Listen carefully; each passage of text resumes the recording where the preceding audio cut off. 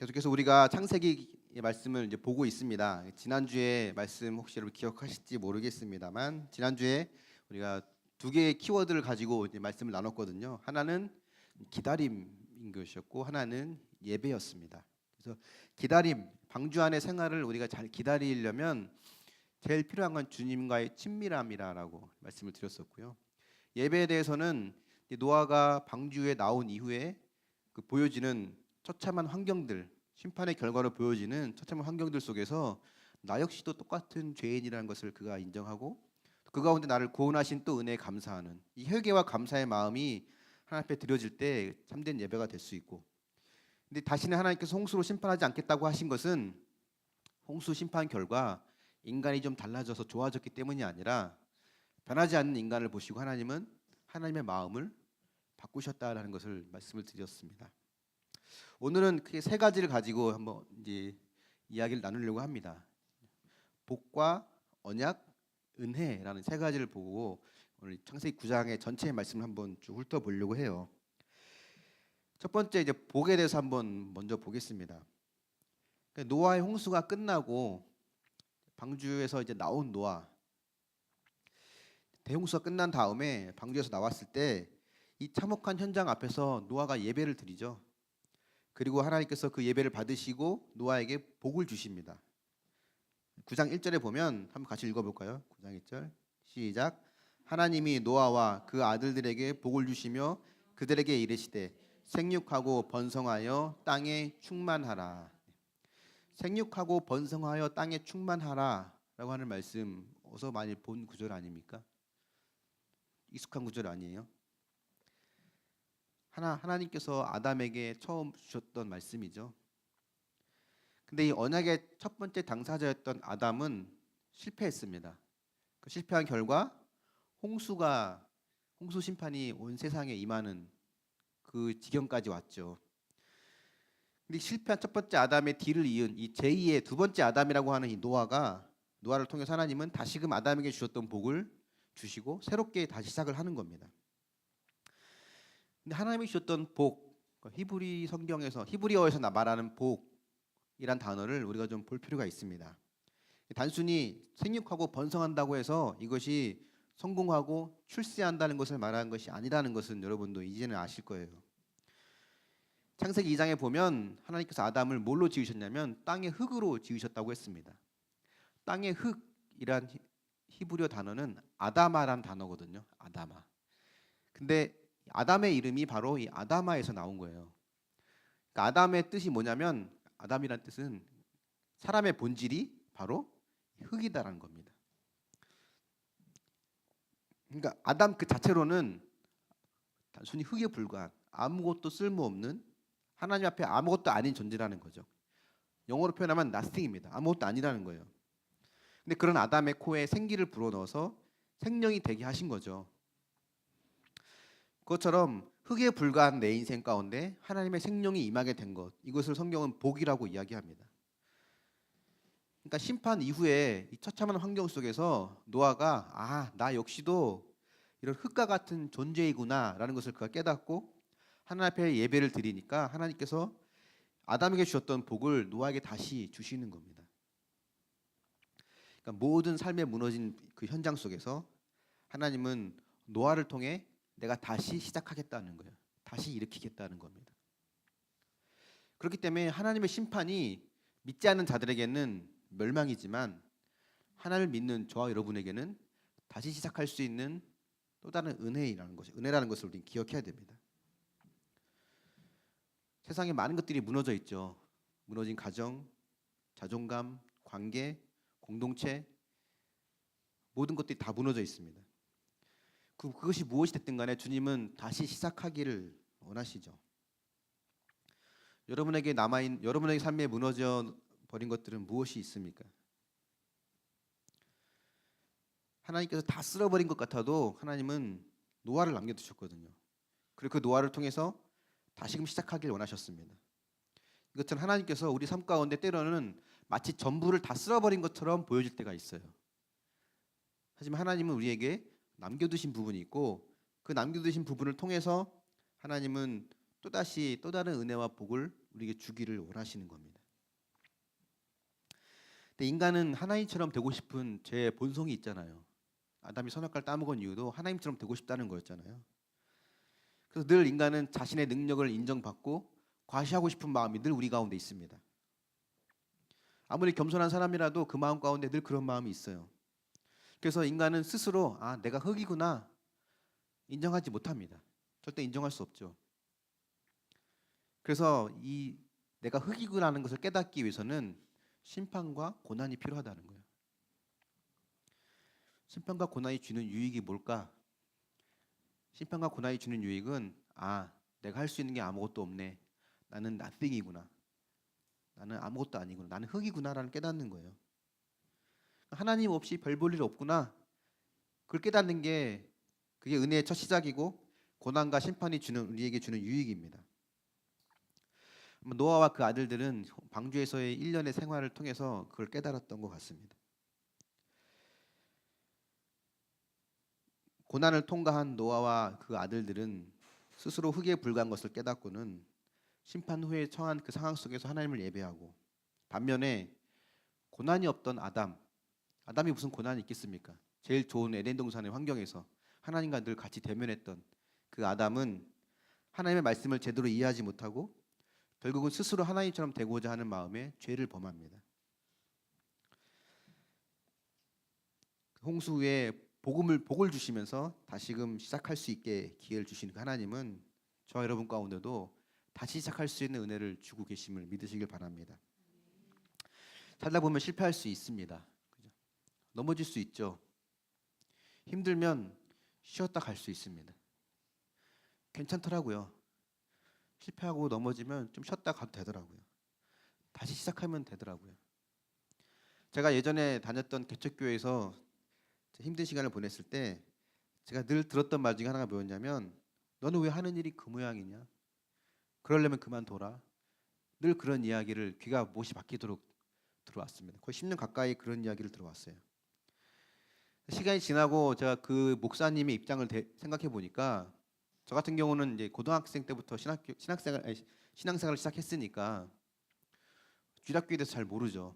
잘 몰랐고, 또 부모님이 믿지 않는 부모님이었기 때문에 교회에 대해서도 잘 몰랐고 신앙생활이 뭔지 잘 몰랐습니다.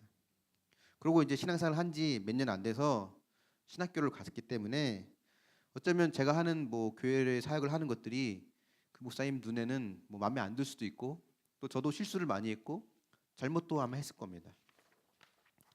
그래서 이제 늘 그런 소리를 들었고, 결국은 제가 그 신대원도 이제 자퇴를 이렇게 했죠. 멋지게 사표 던지는 걸 생각했었는데 자퇴를 한번 던지고 이제 나왔던 기억이 납니다. 그리고 그 교회를 도망치듯이 나왔어요.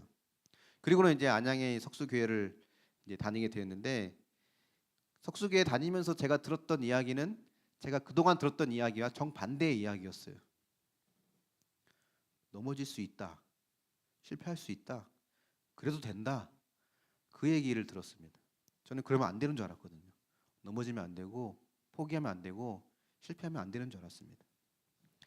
비록 내가 실패하고 넘어지고 포기하고 주저앉았지만 그래도 변함없는 것은 너는 택한 족속이요 왕 같은 제사장이요 거룩한 나라요 그의 소유된 백성이라는 것이었습니다. 난 절대 그러면 안 되는 줄 알았는데 하나님은 그래도 된다는 거였어요. 실패하고 넘어지면 안 되는 줄 알았는데 하나님은 다시 하면 된다는 거였습니다. 그 당시에 그런 은혜를 경험하고는 많이 울었던 것 같아요. 그 신대원에 다시 재입학할 수 있는 길이 열렸고 조심스럽게 사역을 할 수 있는 그런 시간이 오기도 왔습니다. 우리 교회 개척을 앞두고 저도 나름대로 고민이 많았죠. 여러분이 만약에 개척하는 입장이라면 어떤 두려움이 제일 많을 것 같습니까? 어떤 두려움이 많을 것 같아요? 저는 뭐가 제일 걱정이었냐면, 말아먹으면 어떡하지? 교회에서도 이제 관심을 가지고 지원해주고, 또 교회에서도 같이 와서 동참해주고 기도해주고 막 이렇게 교회에서는 할 수 있는 만큼 최대한으로 옆에서 도와주고 있는데 내가 다 말아먹으면 어떡하지? 그런 걱정과 두려움이 사실 있었습니다. 근데 내린 결론에 뭐였냐면 말아먹으면 할 수 없지. 괜찮아. 다시 하면 돼. 말아먹는 것도 하나님의 뜻이면 말아먹고 다시 하면 되지. 그 마음을 먹으니까 마음이 좀 자유해지더라고요. 여러분의 삶 가운데 깨어지고 무너진 부분이 있습니까? 무엇이 무너졌나요? 우리 부부 간의 관계, 부모와 자녀와의 관계, 또 나와 공동체와의 관계, 하나님과 나와의 관계, 나의 자존감이 무너졌나요? 하나님 앞에 나의 거룩이 무너졌나요? 그러면 그럴 수 있다. 다시 시작하면 된다. 하나님은 노아에게 다시 시작할 수 있는 은혜를 주신 것처럼 지금 우리에게 다시 시작하는 은혜를 주신다는 것을 믿을 수 있길 바랍니다. 여러분에게 한 묵상 질문을 던져볼게요. 여러분은 하나님이 없는 나는 흙에 불과하다는 것 인정하십니까? 혹시 금처럼 보이는 세상의 것을 부러워하거나 쫓아가진 않았나요? 진짜 금수저 인생은 잘 사는 부모를 만나는 것이 아니라 하나님 만난 인생이 금수저 인생인 것을 믿으십니까? 스스로 힘으로 회복이 불가능한, 포기할 수밖에 없는, 그래서 깨어지고 무너진 나의 자존감과 잃어버린 사명과 관계들, 구원, 어떤 것이 여러분에게 깨졌습니까? 복을 주시며 처음부터 다시 하면 된다고 하는 하나님의 말씀이 들리십니까? 두 번째 키워드 말씀을 보겠습니다. 두 번째 키워드는 언약입니다. 9장 12절 13절 말씀 한번 같이 읽어볼까요? 12, 13절 말씀 시작. 하나님이 이르시되 내가 나와 너희와 및 너희와 함께하는 모든 생물 사이에 대대로 영원히 세우는 언약의 증거는 이것이니라. 내가 내 무지개를 구름 속에 두었나니 이것이 나와 세상 사이의 언약의 증거니라. 무지개는 세상 언약의 증거라고 말씀하십니다. 그러니까 무지개를 통해서 보여주시는 것은 하나님이 다시는 물로 세상을 심판하지 않겠다는 약속이죠. 근데 하나님께서 왜 무지개를 통해서 그 약속의 증거로 삼으셨을까요? 무지개 하면 여러분 떠오르는 게 무엇이 있습니까? 7색깔 무지개, 화려한 7색깔 무지개가 떠오르고 저 무지개 끝에 가면 뭔가 좋은 게 있을 것 같고 떠오르죠. 하나님께서 무지개를 통해서 이 언약의 증거를 삼으신 것은 무지개의 색깔과 아름다움이 아니라 사실 무지개의 모양이에요. 무지개 모양이 어떤 모양인지 어떤 모양이죠? 아치 모양이죠. 영어 무지개가 레인보우라고 합니다. 근데 히브리어 단어나 어떤 영어 성경에 보면 레인보우라고 하지 않고 그냥 보우라고 해요. 보우. 보우가 뭔지 아십니까? 활이란 뜻이거든요. 보통 무지개 하면 화려한 색깔, 아름다움을 연상하는데 성경은 색이 아닌 모양에 집중하도록 일부러 보우란 단어를 씁니다. 히브리어 단어도 활이란 단어를 써요. 활을 내가 언약의 증거로 삼는다라고 이야기합니다. 하나님께서 왜 활을 가지고 하늘에 걸려있는 이 활을 가지고 언약의 증거로 삼으셨을까에는 크게 두 가지 의미가 있는데요. 첫 번째 하나는 뭐냐면 이제 활을 하늘에 걸어 놓은 것은 이제 내가 다시는 활을 사용하지 않겠다는 거예요.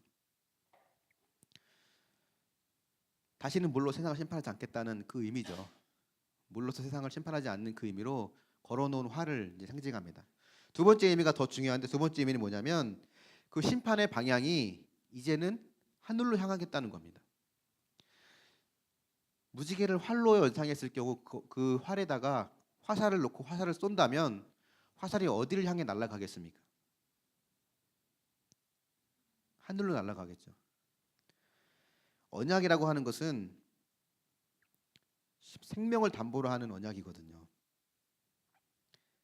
지난주에도 말씀드린 것처럼 우리가 언약을 맺으려면 그 당시에 이제 언약의 방식이 어떤 거였냐면 짐승을 쪼개고 그 짐승 사이를 두 당사자가 걸어간다고 했죠.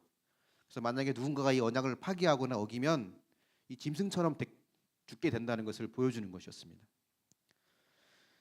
근데 늘 하나님과 인간 사이 언약에서는 늘 인간이 그 언약을 파기하고 그 파기한 대가는 늘 하나님이 지불하셨다라고 말씀을 드렸죠. 하늘 향해 있는 활, 이것이 무엇을 의미하냐면 하나님께서 심판을 받으시겠다는 거예요.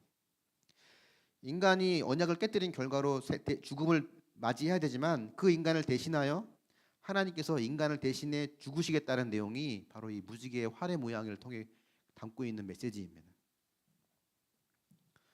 그래서 무지개는 아름다운 것을 떠올리지만 나를 대신해 죽게 될 하나님의 심판, 그 심판을 담당하게 될 하나님의 사랑을 우리는 볼 수 있게 되는 거죠. 근데 늘 말씀드리지만 인간은 하나님과 약속을 지킬 수 있는 능력이 없습니다. 지킬 수 없어요. 그래서 구약 성경은 늘 이스라엘의 실패한 이야기를 이야기하죠. 그래서 구약은 인간은 스스로 구원받을 수 없다. 인간은 스스로 완전해질 수 없다. 그래서 신약에 메시아가 필요하다는 것을 보여주는 게 바로 구약의 내용이에요. 근데 구약에는 또 어떤 내용도 있냐면 이런 구약의 시대 가운데 다시금 언약을 지킬 수 있는 세대가 일어날 것이다 라는 것을 말씀합니다.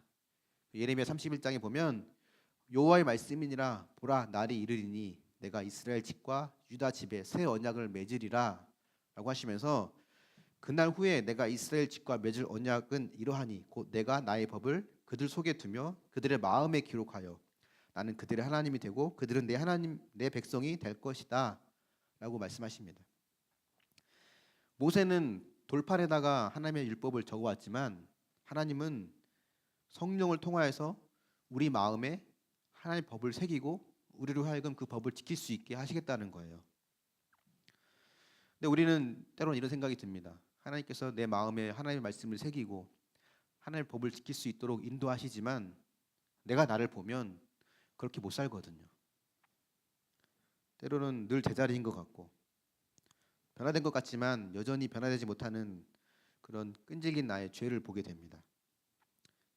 그때마다 우리는 또 스스로 낙심하고 자책하기도 하죠.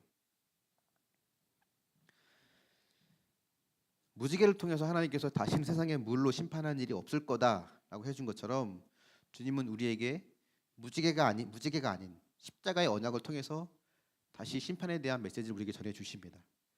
근데 우리가 우리의 죄를 통해서 낙심하고 자책하는 이유는 하나님의 사랑의 근거를 우리의 조건으로부터 찾기 때문에 그래요. 하나님의 사랑은 우리의 행위에 따라 달려 있지 않습니다. 내가 신앙생활을 열심히 하고 잘 하고 있으면 하나님의 사랑과 복이 내게 임할 것 같고 그렇지 않으면 그 반대로 될 것 같은 것은 우리 안에 있는 그런 또 다른 교만의 모습 중에 하나입니다. 십자가는 우리의 행위에 관계없이 하나님의 사랑이 우리에게 부어지고 있다는 것을 보여주는 증거라고 할 수 있죠. 로마서 5장 8절에 보면 이렇게 되어 있습니다. 우리가 아직 죄인 되었을 때 그리스도께서 우리를 위하여 죽으심으로 하나님께서 우리에 대한 자기의 사랑을 확증하셨느니라. 그러니까 우리가 죄인 되었을 때 우리가 깨끗하고 선해질 때가 아니라 죄인 되었을 때 주님은 이미 그 사랑을 확증하셨습니다. 그러니까 우리가 선하기 때문에 의롭기 때문에 택하신 것이 아니라 우리가 죄인이기 때문에 죄인임에도 불구하고 하나님의 아들을 보내어 주시고 대신 죽게 하셨다는 거예요. 그래서 노아가 무지개를 볼 때마다 그걸 깨달았던 것처럼 우리는 십자가의 언약을 생각할 때마다 십자가를 볼 때마다 그 사실을 우리는 기억해야 되는 거죠. 그래서 무지개는 인간이 지키지 못하는 언약을 대신하여 하나님이 대신 저주를 받을 거라고 하는 그런 메시지를 담고 있는 하나의 모형입니다. 우리가 십자가를 기억할 때마다 나는 죄인이고 하나님의 원수인 나를 위하여 하나님의 사랑이 부어졌음을 기억하고 또 하나님이 반드시 그 언약을 나를 향한 구원의 언약을 이루실 거라는 것을 우리는 늘 믿어야 하는 거죠. 여러분에게 질문을 한번 던져보겠습니다. 홍수의 심판으로 멸망당할 수밖에 없는 죄인이라는 것이 인정이 되십니까? 이런 죄인 된 나를 위해 죽으시고 구원하시고 사랑하신 그 예수 그리스도를 내가 믿고 또 그분의 내 삶의 주인으로 모시고 또 그분과 함께 동행하기를 원하십니까? 세 번째 키워드는 뭐냐면 은혜입니다. 은혜. 노아 홍수 이후로 하나님의 언약대로 복을 받아서 노아의 후손은 번성하고 퍼져 나가요. 번성하죠. 9장 20절에 보면 또 이렇게까지 됩니다. 20절, 21절 말씀을 같이 읽어볼까요? 시작. 노아가 농사를 시작하여 포도나무를 심었더니 포도주를 마시고 취하여 그 장막 안에서 벌거 벗은지라. 시간이 상당히 지난 것 같습니다. 땅이 황폐했을 텐데 그 땅도 다 이제 안정이 되고 포도나무를 심고 포도주를 얻을 수 있을 만큼 시간이 지났고 또 후손이 널리 퍼진 거 보니까 시간이 꽤 지난 후인 것 같아요. 근데 이 말씀을 보면 좀 안타까운 게 벌어지죠. 완전한 자이고 의인이랬던 노아가 술 먹고 취해서 장막 안에서 벌거벗고 있는 모습을 보여줍니다. 왜 노아가 이렇게 됐을까? 아마 이런 게 있지 않았을까 싶어요. 노아 홍수 이전에 그 쾌락 중심의 삶을 살았던 그 세상 사람들의 모습을 노아가 좀 영향을 받았던 것 같습니다. 근데 그때는 방주 짓느라 바쁘고 방주 안에 갇혀 있느라 어떻게 할 수 없고 쉽게 말하면 먹고 살기 바빠서 죄질 틈이 없었는데 이제는 이제 좀 편안해지고 생활이 안정되니까 죄의 본성이 나타나기 시작한 것 같습니다. 노아는 성경에 뭐 당대 의인이고 완전하다 했지만 사실 노아는 불완전해요. 불완전 이유가 뭐냐면 하나님께서 노아에게 은혜를 주셨기 때문이라고 우리가 들었죠. 그래서 그 은혜가 아니었으면 노아도 심판의 대상이었을 것이 뻔합니다. 그래서 우리도 이걸 기억해야 되는 거죠. 우리가 하나님의 은혜로 완전하게 된 죄인이라는 거예요. 전에도 말씀드렸지만 신부는 의인으로 바뀌었지만 신부는 깨끗한 거룩한 의인이 되었지만 상태는 여전히 죄인인 것. 우리가 이걸 기억해야 되는 겁니다. 어쨌든 노아가 시간이 지나면서 타락한 모습을 보여줍니다. 그래서 이걸 보면 참 환경에는 장사가 없다는 것을 보게 돼요. 여기 보면 노아가 포도주를 마시고 취해서 그 장막 안에서 벌거벗었다라고 하잖아요. 그 장막이란 단어가 있는데 그 장막은 엄마, 아빠, 형, 동생 뭐 다 같이 생활하는 이 공동체 생활하는 장막이 아니라 그 장막이라고 하는 것은 노아가 개인적으로 쓰는 별도의 장막입니다. 그러니까 노아가 다른 사람들의 눈을 피해서 은밀한 곳에서 노출되지 않게 틀에 박혀서 술에 탐닉했다는 것을 우리는 볼 수 있는 거예요. 노아가 왜 취했을까? 그러니까 우리가 이걸 묵상하면서 나도 노아처럼 술 취하지 말아야지 라고 묵상하는 것은 초보적인 묵상이죠. 묵상 안 해도 알 수 있는 내용이잖아요. 노아 홍수 이전과 노아 홍수 후의 노아의 삶의 큰 변화는 일단 고난입니다. 500년간 아들이 없고 극심한 생활고와 120년간 방주를 짓고 1년 동안 홍수의 괴로움에 있었던 그 노아의 삶에 있다가 이제 노아 홍수가 끝난 이후로 하나님께서 다시는 비를 주지 않겠다고 하는 부지계를 통해서 심판에 대한 그런 두려움을 극복하게 하시고 또 노아 후손들이잖아요. 그에 생기는 사람들이 쉽게 말하면 노아가 인류의 대빵이었어요. 제일 나이가 많고 다 후손들이니까 다 노아가 그 인류의 그 당시 인류의 어른이었습니다.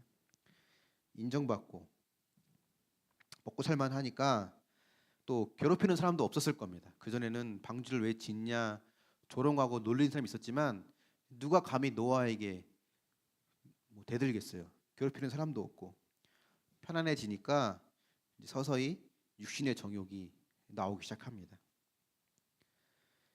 인정받고 대우받고 환경이 좋아지면 죄가 찾아오게 되어 있는 것 같아요. 다윗이 밧세바를 범했을 때는 언제인지 아시죠?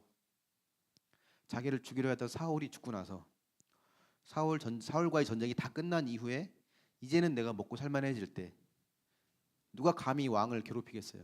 아무도 나를 괴롭히는 사람이 없을 때 밧세바 사건이 찾아옵니다.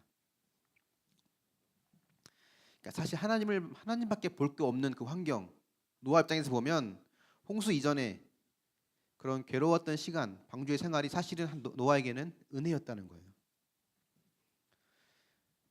내 것이 생기고 먹고 살만하면 사람은 타락하게 되어 있습니다. 하나님께서 일부러 치부를 드러내시고 광야로 내모세요. 다윗이 그랬잖아요. 밧세바 사건 이후로 자녀들끼리 문제가 생기고 근친상간이 이루어지고 아들이 배반하고 광야로 내쫓기는 그런 광야 생활 또다시 시작하는 일이 생깁니다. 근데 그게 사실은 하나님의 사랑이라는 거예요. 나의 치부를 드러내고 나를 광야로 내쫓는 것은 하나님께서 이 다윗을 통해 하실 일이 있기 때문에 다윗을 그냥 저대로 내버려 둘 수 없다는 겁니다. 사랑하니까 드러내시는 거고 사랑하시니까 광야로 몰아가시는 겁니다. 우리는 누구도 선하지 않아요. 노아의 삶이 어떻게 마무리되냐면 9장 28절에 보면 홍수 이후에 350년을 살았다는 걸로 끝이 납니다. 홍수 이전에 그 1년 동안 방주 안에 있는 것, 120년 방주 짓는 것은 자세하게 기록이 되었지만 그 이후 350년은 행 적이 없습니다. 노아가 한 게 없어요. 어떤 목사님이 이렇게 얘기한 걸 들은 적이 있는데 세상에는 겸손한 사람이 없다는 거예요. 세상은 다 모든 사람은 교만하다는 겁니다. 겸손한 사람은 그 사람이 성품이 겸손한 게 아니라 환경이 겸손하다는 거예요. 몸 아프고 자식들도 문제를 일으키고 남편도 바람피고 집도 부도나고 내세울 거 하나 없는 사람이 겸손한 거란 거예요. 환경이 겸손한 거지 내가 겸손한 게 아니라는 겁니다. 근데 오늘 9장 22절에 보면 가나안 이 노아가 이제 발가벗고 누워 있을 때 가나안의 아버지 함, 이 함은 이제 노아의 둘째 아들입니다. 둘째 아들 함이 이제 노아의 하체를 보고 밖으로 나가서 형제들에게 알립니다. 하체를 본다는 의미는 단순히 목격했다, 우연히 봤다는 것이 아니라 이 단어 안에는 악의적으로 부정적으로 즐겼다라는 말이 들어있거든요. 형제들에게 알린 것은 이 악의적으로 또 부정적으로 즐기고 아버지의 명예를 짓밟기를 좋아했다는 거예요. 남의 수치를 알게 되었을 때 그 수치를 알리는 것은 그 사람의 굉장히 그 사람에게 굉장한 수치를 주는 행위죠. 근데 왜 함이 아버지의 명예를 짓밟았던 것일까? 함이 왜 그랬을까? 사람은 기본적으로 남의 명예를 짓밟을 때 나는 그 사람보다 나은 사람이라는 것을 증명하려고 하는 마음이 있습니다. 남의 부끄러운 약점을 드러내면 그렇지 않은 나는 그 사람보다는 괜찮다는 것을 나타내는 거죠. 학교에서 일어나는 왕따 같은 것이 그런 거 아닙니까? 누구를 왕따시키면 같이 왕따시키는 그 사람 무리들은 그들과 다른 이제 뭐 좋은 무리라는 것을 그들 스스로가 이제 여기는 것처럼 이 함은 아버지를 수치스럽게 만들어서 자신은 그렇지 않은 명예로운 사람인 것처럼 행동을 하는 겁니다. 아담이 죄를 지은 이유가 하나님처럼 되는 거라고 했잖아요. 근데 인간은 하나님처럼 될 수 없습니다. 그래서 인간이 택한 건 뭐냐면 다른 사람보다 나은 존재로 여겨지려고 애를 쓰기 시작합니다.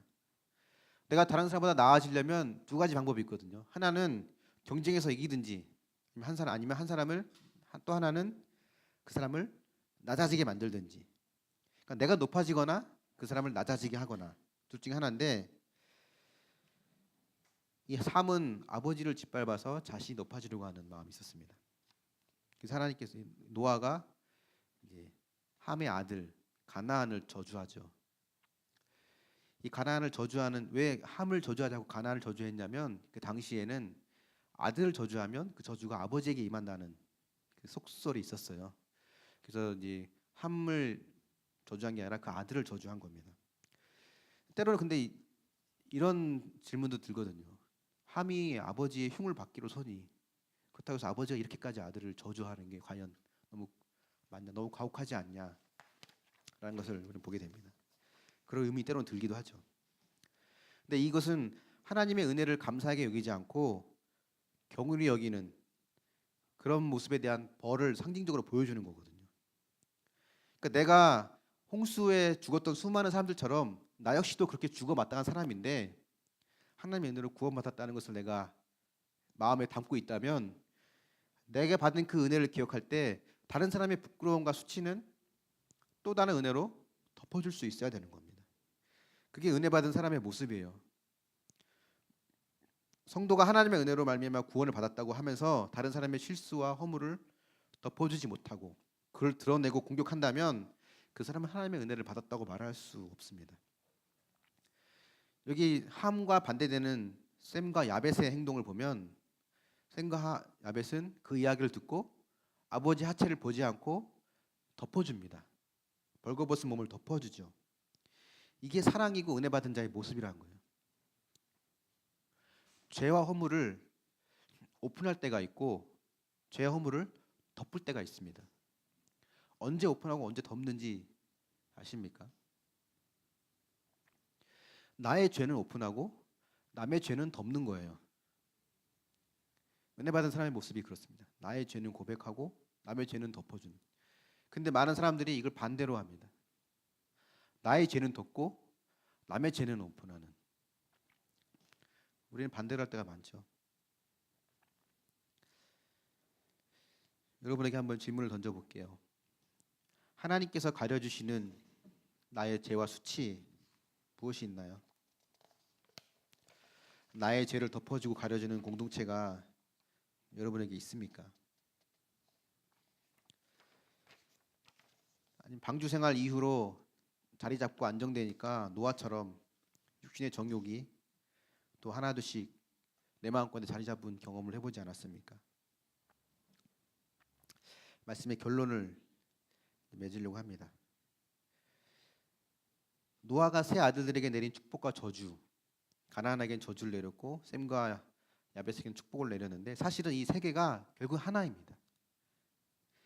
그 내용을 자세히 보면 셈, 함, 야벳 모든 하나님의 아들, 노아의 아들들의 후손들이 셈의 장막에 거하기를 원하는 거예요.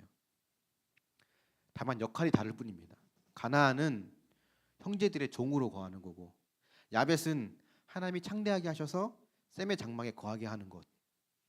각각의 역할이 다를 뿐이지 하나님이 원하시는 것은 모두가 셈의 장막, 쉽게 말하면 여호와의 장막 안에 거하기를 원하시는 겁니다. 하나님께서 노아를 통해 하신 노아를 통해서 가나안에게 내린 저주는 엄밀히 따지면 사실은 축복이에요. 모두가 구원의 장막으로 인도받기를 원하시는 하나님의 마음입니다. 그래서 우리는 역할을 따지면 안 됩니다. 아무리 잘 살아도 안 믿으면 지옥이고 때론 종노릇을 해도 장막 안에 거하면 구원입니다. 성경에 이런 예가 하나 더 나오거든요. 기브온 족속이 나와요. 여러분, 기브온 족속이 어떻게 여호와 이스라엘 안에 들어왔는지 여러분 기억나십니까? 여호수아가 가나안 땅을 쳐들어갔을 때 기브온 족속 중에 몇몇 사람들이 마치 먼 데서 여행을 온 것처럼 꾸미죠. 곰팡이 핀 빵과 너덜너덜해진 그런 가방과 옷을 입고 여호수아에게 와서 마치 멀리서 온 외인인 것처럼 속입니다. 사실은 기브온 족속도 멸망당해야 될 가나안 족속 중에 하나였거든요. 근데 여호수아가 하나님께 묻지 않고 그들을 받아들이고 그들이 이제 이스라엘 안에 정착을 하게 되죠. 근데 하나님께서 이제 여호수아에게 그걸 깨닫게 하셔서 여호수아가 이제 그들에게 이제 멸망시키지 않는 대신 나무 패고 물 깃는 종으로 살아갈 것을 명하고 그들은 평생 이스라엘의 종으로 살아갑니다. 근데 느헤미야 7장 25절에 보면 이스라엘 백성들이 포로로 끌려갔다가 포로로 귀환할 다시 이스라엘 예루살렘에 귀환할 때 그 귀환하는 명단에 당당하게 이 기브온 족속들이 그 명단에 이름이 올라가요.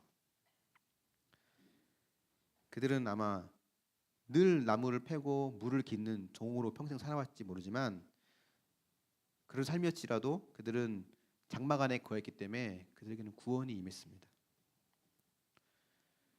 역할은 다르지만 구원은 차별이 없어요. 노아의 역할은 노아가 잘나서가 아니라 하나님께서 은혜를 주셔서 노아는 그 구원의 통로를 역할을 하는 방주를 짓는 것이 노아의 역할이었습니다. 노아는 그 역할을 한 것뿐이에요. 요셉은 총리가 되는 게 그의 역할이었습니다. 요셉이 의로워서가 아니라 하나님은 요셉을 향한 계획이 그거였고 요셉은 그 역할을 감당했을 뿐입니다. 하나님께서 우리에게 주신 최고의 축복은 비록 내가 때로는 종의 노릇을 하는 것처럼 보여도 여호와의 장막 안에 거하는 것이 최고의 축복입니다. 예수 그리스도를 내 구주로 영접하고 그분의 사명을 따라가는 것이 우리의 삶의 목표가 되고 그 안에 거하는 것이 하나님께서 주시는 가장 큰 은혜라는 겁니다. 말씀이 안 들려도 괜찮습니다. 술 못 끊어도 괜찮아요. 죄가 거듭돼도 괜찮다는 거예요. 믿음 잃지 않고 장막 안에 거하고 붙어 있을 때 그 사람에게는 구원의 은혜가 임한다는 겁니다. 오히려 죄가 드러난 사람들 있잖아요. 죄가 확연히 드러난 사람들은 이 사람 저 사람 다 흉보고 욕하니까 구원받기 쉬워요. 죄인인 게 확연히 드러나니까. 근데 언제나 칭찬듣는 사람, 그 사람들은 늘 자기가 옳은 줄 알기 때문에 도리어 구원받기 어렵습니다. 오늘 넘어져도 괜찮습니다. 죄가 거듭돼도 괜찮습니다. 죄를 권장하는 게 아니라 하나님은 이미 죄인 되었을 때 우리의 사랑을 확증하셨고, 가나안 땅에 저주는 멸망을 원하시는 것이 아니라 가나안을 셈의 장막 안에 거하기를 원하시는 하나님의 사랑이라는 거예요. 하나님의 관심은 오직 구원입니다. 하나님께서 오늘 넘어진 나의 손을 붙잡고 일으켜 주실 때, 노아에게 다시 복을 주신 것처럼 그 복을 주실 때 다시 주님의 손을 붙잡고 일어설 수 있는 저와 여러분이 될 수 있기를 예수님의 이름으로 축원합니다. 같이 한번 기도하겠습니다. 하나님, 오늘 말씀을 통해서 나의 인생이 참 하나님 없이는 흙에 불과하다는 것 깨달을 수 있도록 하나님 함께 해달라고. 진짜 금수저 인생은 부자 부모를 만난 게 아니라 하나님 만난 인생이 금수저 인생이라는 거예요. 여러분의 부모님이 하나님을 아신다면 여러분은 금수저 인생이라는 겁니다. 스스로 힘으로 회복이 불가능해 보이는 상황, 모든 무너진 부부간의 관계, 자녀와의 관계, 무너진 자존감, 사명, 구원, 하나님께서 다시 시작하면 된다고 말씀하십니다. 다시 시작할 수 있는 은혜를 붙잡을 수 있기를 바랍니다. 또 하나님께서 나의 죄와 수치를 가려 주셨듯이 은혜를 받은 우리는 또 다른 자의 허물과 죄를 덮어줄 수 있는 그런 삶을 살아갈 수 있길 바랍니다. 여러분, 말씀이 들리지 않고 술도 못 끊고 죄가 거듭되고 수많은 죄가 우리 가운데 있다 할지라도 장막 안에 늘 거에 붙어 있기만 한다면 하나님은 그 사람을 통해 노아와 같이 또 다른 영혼의 구원을 위해 사용하는 축복과 등등하는 걸 믿으시고, 하나님 오늘 내 말씀을 통하여서 내 삶이 하나님께 붙들리는 인생이 될 수 있도록 오늘 고백처럼 복과 언약과 은혜를 온전히 누릴 수 있는 여러분 우리 모두가 되게 해달라고 다 같이 한번 기도하며 나아가겠습니다. 사랑의 하나님 아버지 감사합니다.